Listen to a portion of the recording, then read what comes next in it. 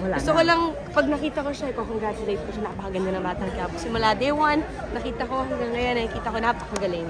Galing po.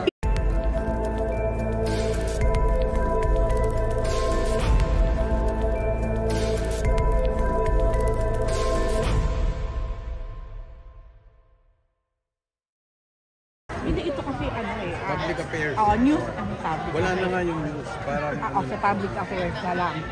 So, posibleng mong tatawid to sa entertainment na, yung sa mga ng GMA.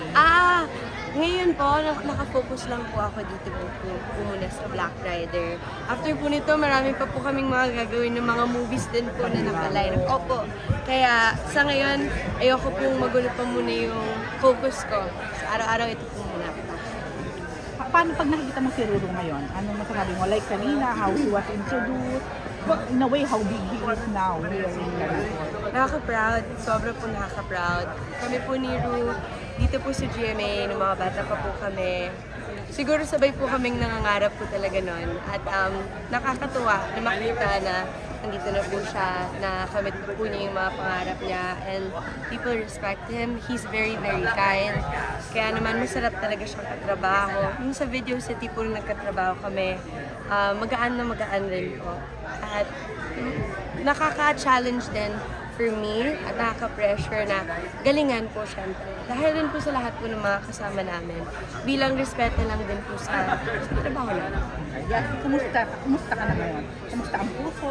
Ang love life? Okay lang po ako. Masaya po ako nandito po sa Black Rider. Ganun, pero just to clear, happy ba ang puso ngayon? Happy po ako. May bago tayong project. Panuorin niyo po Bukod sa sa project na November ito. 6. Sobrang happy po. Ito po si Ruru.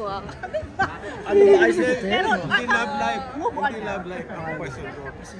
Nagkita na ba kayo ni Coco after itong mga nakaraan? Hindi pa po. Sayang nga po nagkasalisi po kami dun kay Senator Robin eh. Pero tinanong niya po ako, tapos pagdating ko naman po dun, tinanong ko naman po siya. Pero gusto ko lang, pag nakita ko siya, congratulate ko siya, napakaganda ng Batang Quiapo. Simula day one, nakita ko hanggang ngayon, nakikita ko napakagaling. Galing po. Kanina sabi mo you're excited to play your character, Bane. We understand that this is your parang coming home series sa GMA, but what makes you feel so excited to play this character? Thank you po. Si Vanessa po kasi, sobrang po ako na-excite kasi matagal ko na rin pong gusto na magkaroon ng action series din po na ako rin po lumalaban. Ito po si Vanessa, napakapalaban niya po.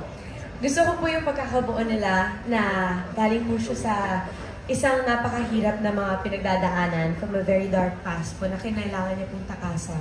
Pero hindi po tumigil dun yung mga pagsubok na dumating sa kanya. And syempre, dahil po sa lahat naman po tayo dumadaan sa mga pagsubok sa buhay, siya rin po. At dahil po doon, kinailangan niya pong maging snatcher. At it's po yung role na hindi ko pa po nagagawa. Very different po from the usual. Usually po sa mga pelikula ngayon, mas sweetheart or sunshine. Ito po, si Vanessa, kapag napikon po, nananapak po siya.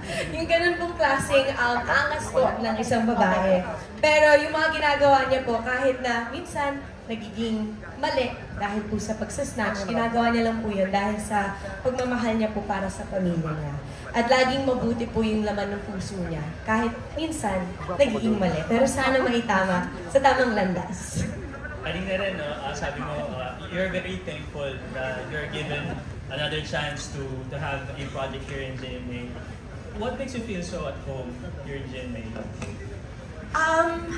Sinabi ko po sa interview kanina, you don't forget also the places na saan ka galing, diba? At naalala ko po, nung pupunta po ako dito, nung 14 years old pa lang po ako, at nagkakilala po kami ni Ruru na nagkakatrabaho po kami.